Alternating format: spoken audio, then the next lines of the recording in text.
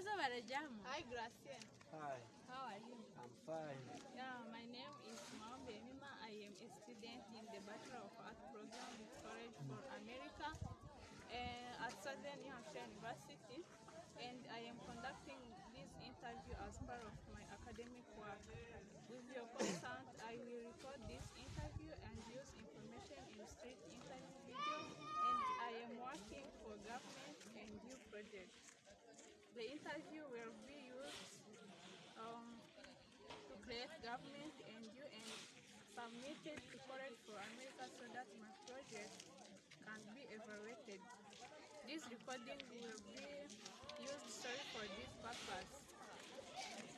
The interview information will be temporarily stored in the College for America online evaluation system to which only the evaluator and College for America staff will have access. Do you have any questions? No question. Do you give your consent to be interviewed and recorded? Yes, I, Gracians, and you give me my informed consent to participate in this interview to be recorded and used as a part of the student academic work. Okay, Gracia, I'm going to ask you different questions related to a project that I am working on. What are the three branches of government? Three government. Three branches of government. I think a boy and a girl, yes. Yeah, thank you. The second question is that what does each branch do? I don't know. Really? Yes. Okay. Democrats and Republicans are the major parties. Can you name a third party? Yeah, the third part I think is Kinshasa. Oh, thank you so much. Yeah. What is the basic process by which a bill comes a law? So I think the more bill work better, the better it reach to the law. Okay, thank you so much, Gracie, for helping me to answer this question. I really appreciate your participation, and I really like how you answered these different answers on the questions. Thank you. You are welcome. Hi, Emily. Hi, How are you? I'm fine. My name is Emima. I am a student in the Bachelor of Art program with College for America at Southern New Hampshire University, and I am conducting this interview as part of my academic work. With your consent, I will record this interview and use the information in the street interview video, and I am working on for government and new projects. The interview will be used to create government and UN submitted to College for America so that my project can be evaluated. This recording will be used solely for this purpose.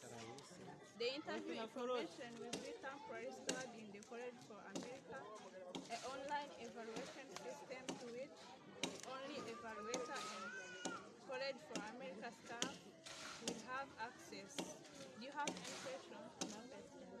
Do you give your consent to be interviewed and recorded? Yes, I, Emeritus Mr. Emima, give my informed consent to participate in this interview to be recorded and used as a part of student academic evaluation. Okay, thank you so much, Emerit. I am going to ask you different questions related to a project that I am working on. What are the three branches of government? Three branches of government. Yeah. I think there is a teacher and students. Okay. Yeah, the second question is that what does each branch do? Do you mean? What does each branch do? I don't know. Democrats and Republicans are the major parties. Can you name a third party? Maybe it's Kizibake. Okay. What is the basic process by which a bill comes a law? I don't know. Oh, thank you so much, Emerit, for participating in this interview. And I really like the way you have answered to the questions. And I appreciate your time. And thank you so much for your participation. Hello everyone, my name is Emima. I am a student at Southern Hampshire University, currently pursuing Bachelor of Arts in Communication with concentration in Business. And at this time, I am going to talk more about a project called Government and You, where I am going to explain more about three branches of government. This is because I have interviewed different persons in the street, and I have seen that they don't have more information about those three branches of government. So let me start by explaining each and every step. Um, those three branches are legislative, executive, as well as the judicial branches. So, starting from the first branch of government, which is the legislative branch, I have seen that it is the branch of the USA government that help to draft proposed laws, confirm or reject the presidential nomination of for heads of federal agencies, which means that this branch facilitates to select the laws from those drafted, and this branch provide American citizens the right to vote uh, the senators and representatives through free confidential ballots, which means that this branch indicates as well as help the individuals or citizens of the USA country to vote a leader who can help them to share their feelings about voting, since they have the right to vote for free. So this means that it helps them to choose a leader who can represent them based on their interests. So the second branch of the government, it is executive branch, which carry out and enforce law. It includes the president, vice president, and a cabinet. In this branch, there are key roles that executive branch play, include president, where the president leads the country, and he or she can be a head of the state, leader of federal government, as well as the commander in the chief of the United States Armed Force. Here I have seen that he or she can, a vice president can support the president if the president is unable to serve, or the vice president become president. Cabinet member serve as advisor to the president. Here it includes the vice president, head of the executive department, and other high-ranking government officials, which means that when the president is unable to take a lead, a vice president can take his responsibility and work with the citizens or individuals. So, which means that much of the work is in the executive branch is done by federal agencies, department, committee, and other groups. So, this is all about the second branch of the government, which is executive branch. In order to explain more about it, let us take a look on this picture that explain more about these three branches of the government. Uh, those are executive, legislative, as well as judicial. So after looking on this picture that explain those three branches of government, I will come after by explaining the last branch of government, which is judicial branch. Thank you.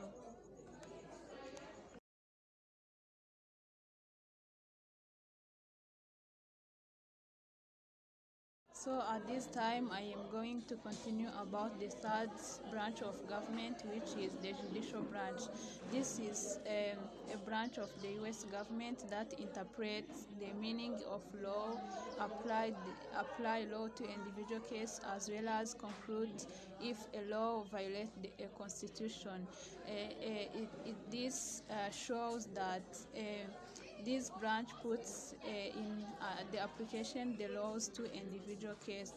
Um, Here, the legislative branch helps to make the law The executive carries out the law and the judge applies the law. Here I have seen that all these practices are created for the U.S. citizens, which helps to ensure that U.S. citizens' rights are protected, which means that this last branch of government give the rights, the U.S. citizens the right to vote, a, a leader who they love, who they see that he or she can take a lead and help them to to to move on instead of like being declined. So let's let me explain more about how the three branches of government connected. Um, I have seen that each of the three branches of government can limit the power of others, which means that this way no one branch come too powerful. Each branch check the power of the other branches to make sure that the power is balanced between them. So once a law is in place, the people of the country can test it through the court system, which is under the control of the judicial branch. If someone believes that a law is unfair at that time, a lawsuit can be filed. So a lawyer can decide that and then make an agreement for and against the case, and a judge decide which side has presented the most convincing arguments. So this demonstrate that the way each branch control the other. So all these three branches are connected based on the how one branch limit another, and once a leader proves that it is limiting another branch at that time, he or she make an agreement and uh, and decide which side has presented the most convincing argument, and state or conclude the law that is going to lead. So at this time I am going to talk more about Democrats and Republicans, that are the major parties. So first, I am going to start by the history of the two-party system in the United States. Here I have seen that since 1852, two parties has dominated every presidential election in the United States, and they have governed the USA Congress to some degree since at 1856. So the political party system, on the other hand, did not develop unity task reform, where I have seen that there's two parties are the Federalist Party and the Democratic Republican Party were part of the United States first party system. So the second party system saw the Democratic Republican Party split in 1829, where it was dominated or developed by Andrew Jackson leading the Jacksonian Democrats, which evolved to the modern Democratic Party and Harry Clay leading Way Party.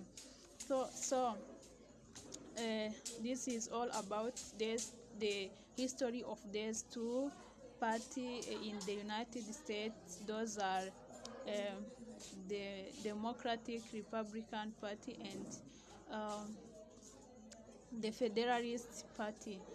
So the third party is a party that called Emima, and I have seen that in certain political systems, two main parties frequently dominate the political landscape of for a variety of reasons.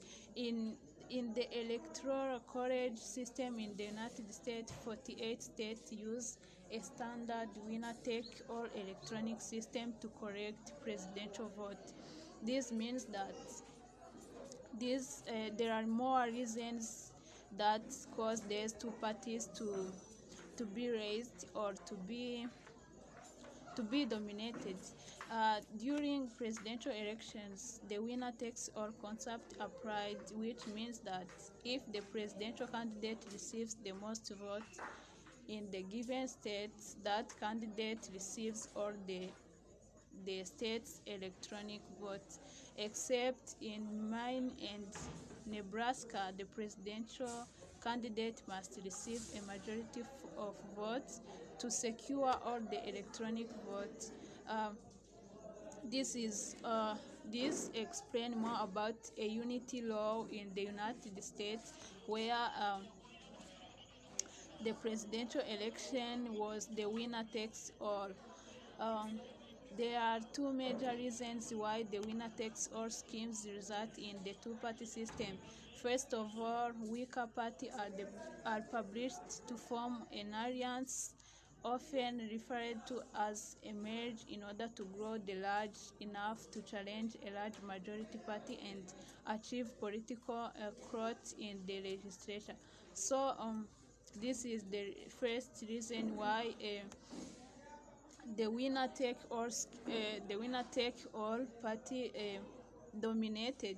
And the second reason is that voters gradually learn not to vote for candidates that are not affiliated with either of the two major parties, since their votes for third party candidates are usually ineffective.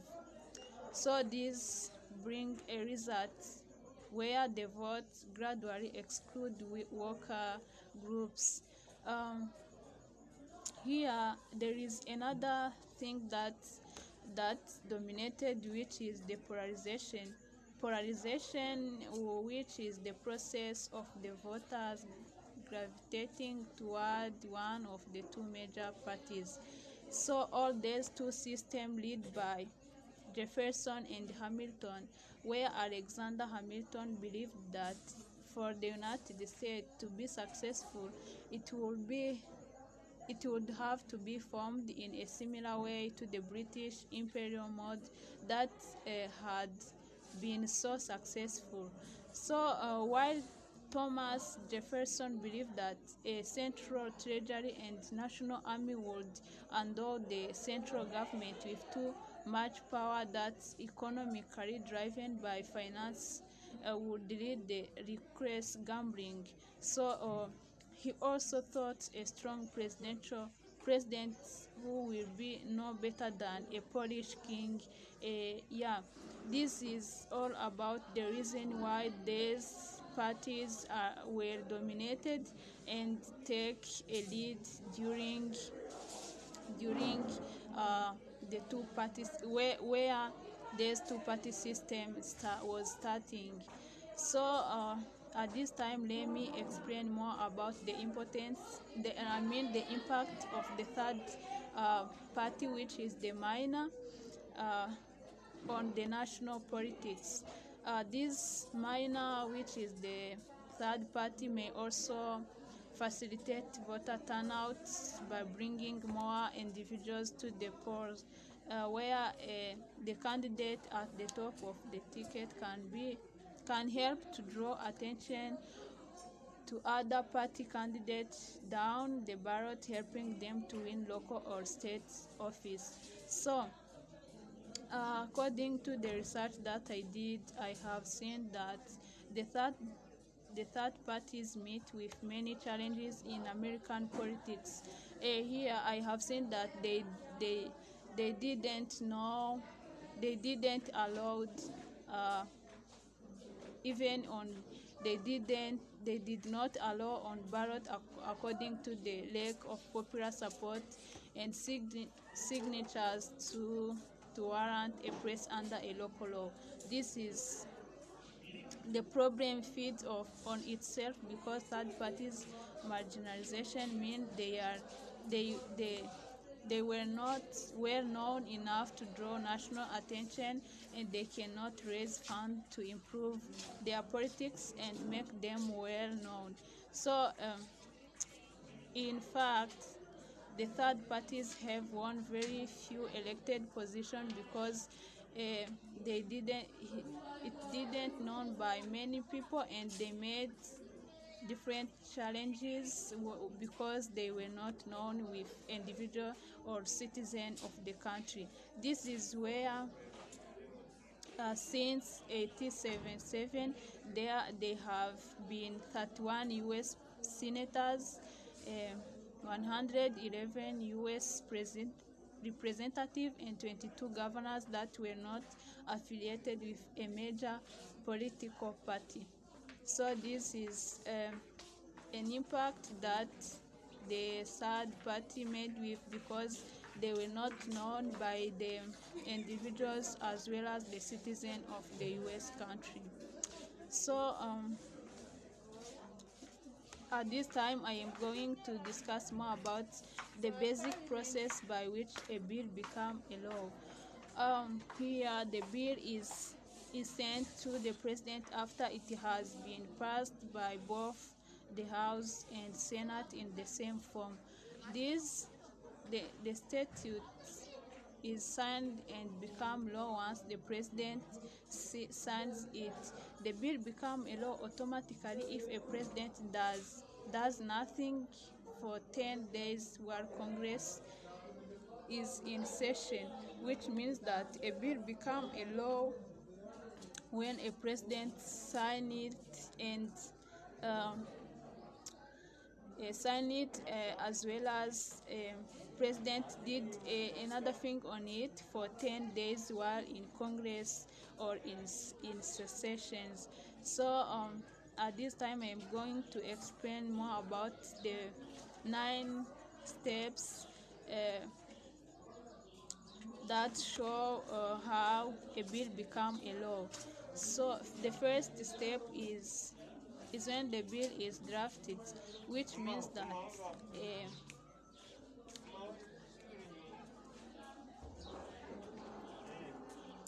for the first step, when both senators and House of Representatives who have an idea of law can draft a bill, this idea comes from the Congress members themselves or from everyday citizens and advocacy groups. The second step is the bill is introduced. Once a bill is drafted, it must be introduced, where this is the most important because once a bill is introduced, it can be found on a Congress, which is the official government website that tracks federal registration.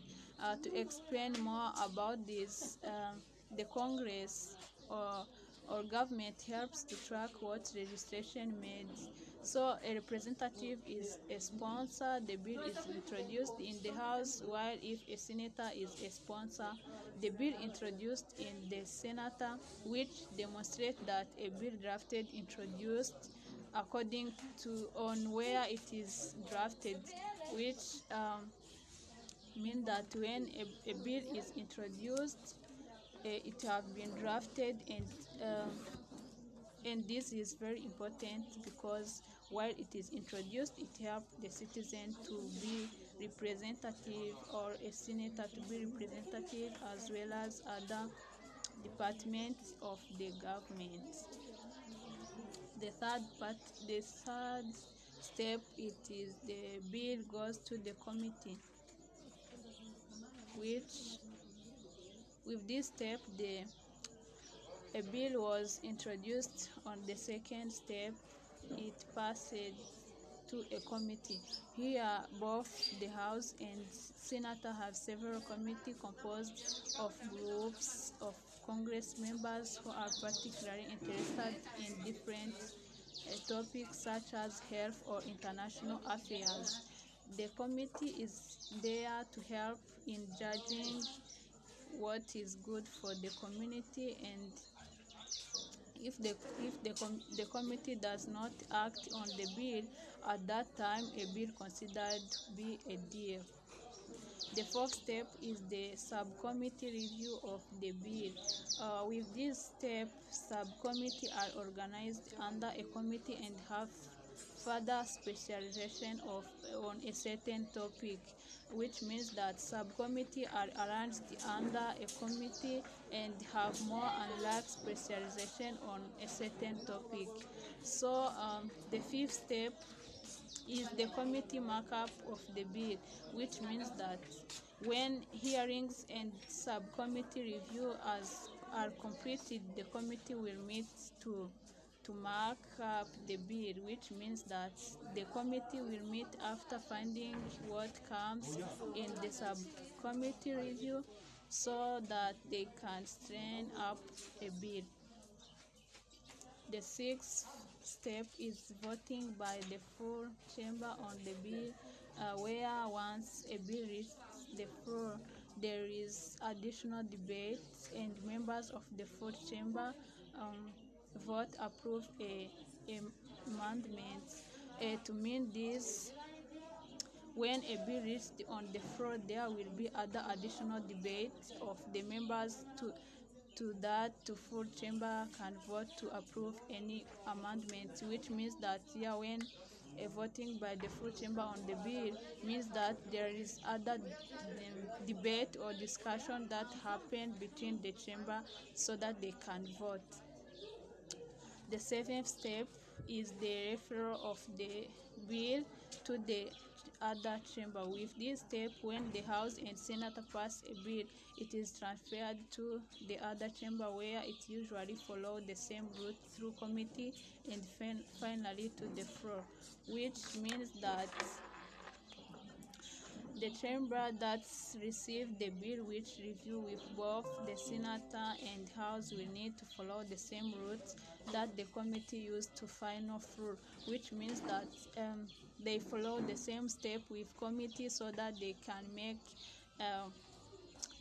other decisions, but or they follow the same process, or they follow the same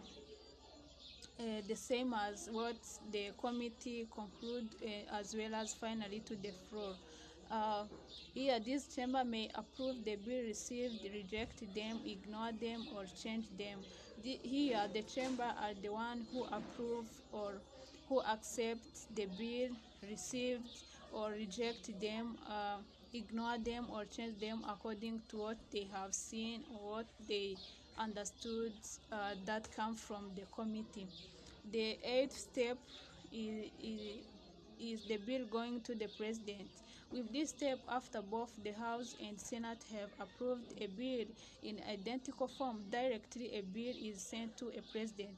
Here means that when the chamber already approve or accept a bill, at that time they offer them or they provided them to the president, and a president can sign that if that bill become a law. Here, if the president take no action for 10 days while Congress in session, the bill automatically become a law. On the other hand, if the president oppose the bill, they may veto to the bill.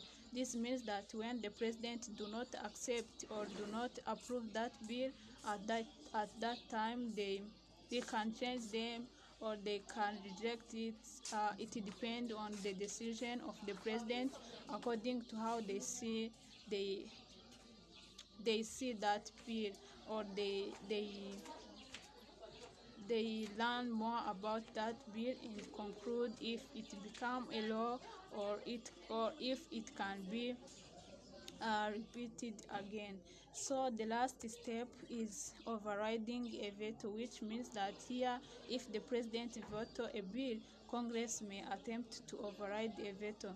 This shows that if the president denies a bill, Congress may attempt to overbalance a veto. Also, if both the Senate and House pass a bill by two-thirds majority, the president's veto is overruled and the bill become a law, which means that this is the last step where a bill can be signed by the Congress, and if the Congress may attempt to override the veto, this can show that the this show that the president deny a bill, and um, if the if the it it passes the two-third majority at that time, the president veto is overruled and a bill become a law. And this is all about these 9 steps that show how a bill become a law. And there is a picture that explains more about these 9 steps that show how a bill become a law. And if you read them, you find more about these 9 steps, and I think you will understand and take and be explained and have more information about these 3 branches of government: legislative, um, executive, as well as the judicial government. So this is the end of my presentation, and this is Maombi Emima.